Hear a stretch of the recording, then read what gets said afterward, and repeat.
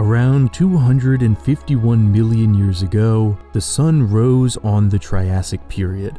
Although often overlooked, the Triassic marked the evolution of some of the most unique organisms in our planet's history, especially under the waves. Within the waters of the Triassic dwelt reptiles with hammer-shaped faces, fish with buzzsaw-like teeth which confounded scientists for centuries, and some of the largest, and most often forgotten, marine predators of all time. So, for this entry into the archive, we'll be winding back the clock and looking at the undersea organisms of the Triassic. The Triassic Period began with a global cataclysm, an extinction event known as the Great Dying, caused by elevated temperatures and oceanic acidification, resulted in over 90% of all life in the oceans, including the long-enduring trilobites, dying out. But in the wake of this great reset, new species emerged, growing to fill the abundance of unoccupied niches, resulting in some truly surreal adaptations. This is Henodus, a placodont from the late Triassic that likely dwelled within the shallows. Henodus, like most members of its order, resembles a sea turtle, but isn't actually closely related. Henodus was only around 1 meter or 3.3 feet in length, and that distinctive, unwieldy shell on their back was almost as wide as the creature was long. Exactly why Henodus, or any animal, would develop such an unusual shell isn't fully understood. But some have theorized that the Henodus' shell was such an awkward size because it made it difficult for aquatic predators to fit their jaws around it. A very straightforward strategy, but a pretty smart one.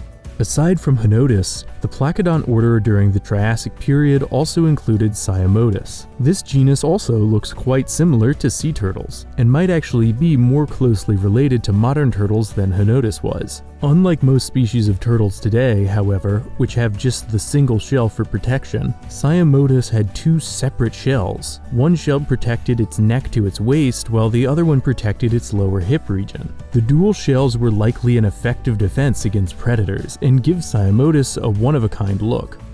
Moving away from the placodont order, also living along the Triassic coastline was the noteworthy Mastodonsaurus. A triangular-headed amphibian, Mastodonsaurus had two distinctive front teeth which likely helped it capture prey. Strangely, however, Mastodonsaurus's teeth were so long that, in addition to the animal's nostrils, there were two extra holes in their skull which these teeth fit through when their mouths were closed. The Mastodonsaurus's peculiar upward-facing eyes also sets them apart from many species. The unexpected ocular placement would have been most suited for looking upwards, suggesting the animal often fed on organisms which dwelled on the land. And with the largest Mastodonsauruses reaching around 6 meters or 20 feet, there's quite a lot that would likely be on the menu for this species. Further out into the ocean, we have an animal which, for centuries, baffled scientists. Meet the Helicoprion, an animal with one of the most unusual dental records in the history of life on Earth. The fish possessed a strange spiral of teeth, with most genuses possessing more than 100 teeth in total. When fossils of this tooth spiral were first uncovered in the 19th century, paleontologists weren't quite sure where on the animal they belonged, with some hypothesizing the toothy spiral sprouted from the animal's upper snout, like a really deadly nose. By the mid-20th century, it became more widely accepted that the fanged swirl belonged on the bottom jaw of the animal. The exact purpose of the spiral was still unknown, however, with some speculating that the toothy whorl could lash out like a tentacle to grab prey. Today, most scientific reconstructions place the spiral of teeth further back in the animal's jaws, or perhaps even in its throat. The most prominent modern theory is that the tooth whorl has something to do with replicating old teeth, kind of like the system sharks have. And no, despite appearances, the Helicoprion is not a genus of shark, but instead thought to fall within the now primarily extinct classification known as the ratfish, a somewhat unfortunate name. Even more unfortunate, Helicoprion was already on its way out when the Triassic kicked off. We think a few species within the Helicoprion genus made it all the way to the early Triassic period, but sadly, none of these buzzsaw-faced fish made it any further. And while we're talking about species with unusual lips, the Atopodentatus is near the top of that particular category. Older reconstructions of this extinct genus of Middle Triassic marine animal are quite the sight to behold. At first, scientists believed that, unlike almost all other animals, Atopodentatus' jaw was split down the middle, with teeth running along the length of this split. As alien and alarming as this might seem, most scientists thought Atopodentatus used its unusual mouth for filter feeding, using the toothed split to filter out unwanted dirt, instead of to maim helpless creatures. New, more complete specimens, however, have demonstrated Atopodentatus' split mouth was actually a misinterpretation, and the head actually looked more like this. The unusual wide mouth was possibly an adaptation to better scrape algae off the sea floor for consumption, although we can't say for certain. While this new Atopodentatus model is less frightening than the old one, it's definitely just as unique looking.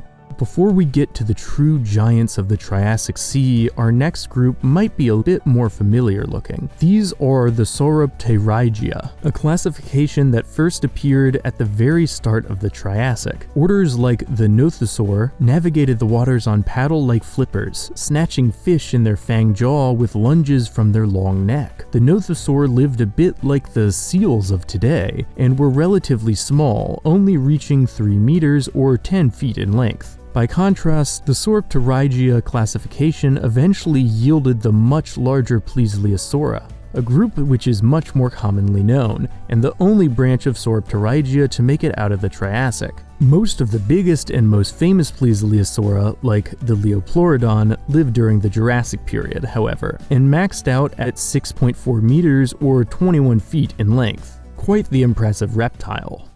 But even Jurassic-era Plesiosauria seems small in comparison to the true titans of the Triassic waters. Meet the Ichthyosaurs, a diverse group of reptiles with a long and impressive paleontological history. Ichthyosaur fossils were first discovered as far back as the 19th century, which led to some intriguing vintage artistic interpretations of what these colossal reptiles might have looked like.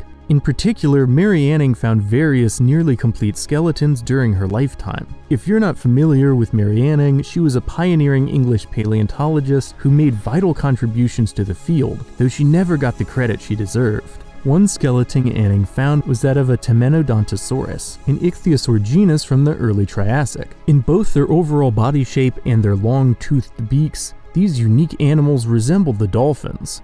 While the two animals occupy a similar niche, they aren't related, and are just an interesting example of two different animals converging on a similar body plan due to environmental factors. Unlike the dolphin, however, the Cyamodontosaurus got much bigger, ranging between 9 to 12 meters in size, or 30 to 40 feet, easily the largest organism on our list so far. But the very largest of the ichthyosaurs were in another class altogether. Meet the Shonosaurus, a late Triassic genus coming in somewhere between 15 or 20 meters, or 49 to 69 feet. What an incredible creature. Like the smaller Cyamodontosaurus, the Shonosaurus was also likely a marine predator who hunted for fish, cephalopods, and other forms of smaller marine life. After all, there's not much that was bigger than an organism this size. Indeed, across the fossil record, the Shonosaurus rivals many of the largest modern whales with their sheer bulk. Another way in which Shonosaurus was similar to whales is that their ancestors, and indeed the ancestors of all ichthyosaurs, once lived on land before transitioning to fully aquatic animals. Carntorhynchus is a potential distant relative of the ichthyosaur just beginning the land-to-ocean transition process. While Carntorhynchus likely spent most of their time in the water, it's been theorized that they could still use their flipper-like forelimbs to move on land, sort of like juvenile sea turtles. Unlike many of the groups on this list, various species of ichthyosaurs survived beyond the Triassic period. Yet despite being the group's evolutionary debut, the Triassic period was the epoch in which the largest ichthyosaurs reigned. This once again goes to show you that the Triassic, while often overlooked, was an incredible era in Earth's history. And that's the end of our deep dive into the oceans of the Triassic period. This video was made as part of the Triassic-themed week Edge is currently running, so go check out his channel if you haven't already. In the meantime, thanks for watching. If you like this entry, please lend your support. And like, subscribe, and hit the notification icon to stay up to date on all things curious. See you in the next video.